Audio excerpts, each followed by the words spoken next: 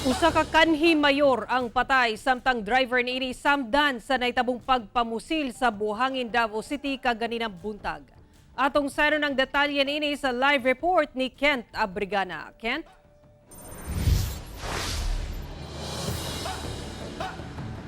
Sara, patay ang kaning mayor sa Katiil, Davao Oriental nga si Giselo Velasco Castillones. Human kini gipusil sulod mismo sa iyang sakyanan sa gawas sa usa ka fast food chain sa Davao City.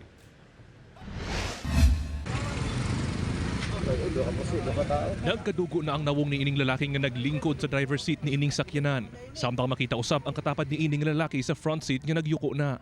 Kini human gipusil sa wala pa mailhang lalaki ang ilang gisakyan nga kotse sa gawas sa usa ka fast food chain sa Buhangin, Davao City. Pasado alas 10 kaganihang buntag. Sumala sa nakita. Nakadungog siya og sunod-sunod nga buto sa pusil. Pag magawas na mo, na kala na mo itong lalaki nga, magdagal lang siya, dito straight lang. Di wala na. Ano ba yung suot ma? Nakaano lang siya, karang sa motor, goyo seats na suit.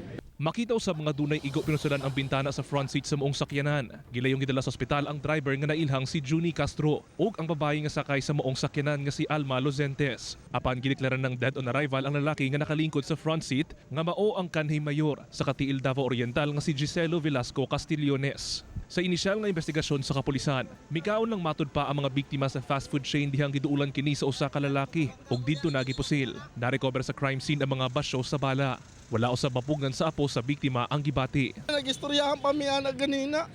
Nagtawag sa ako kay mangayo untag kwarta sa ako.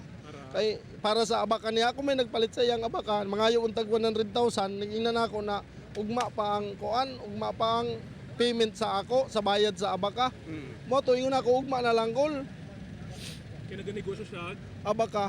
Ubutan la sa mua. Wanay kadigdaig sa mua. Nasubusab ang igsuon ni Castillones sa kalit nga panghitabo. He's a good brother. And he's actually a good leader, a good brother, and a very helpful and generous person. Nagsilbi isip mayor sa Katiil, Davao Oriental si Castillones sukad 1983 hangtod 1986. Sumala kang Davao Oriental Governor Nelson Dayang Hirang. Close friend niya o political ally si Castillones. Busa, iyang gikasubo ang kalit niini nga pagkamatay. Magaling, no? Magaling sa mga political strategy, no? Siguro from 2001 magkasama na kami sa politika.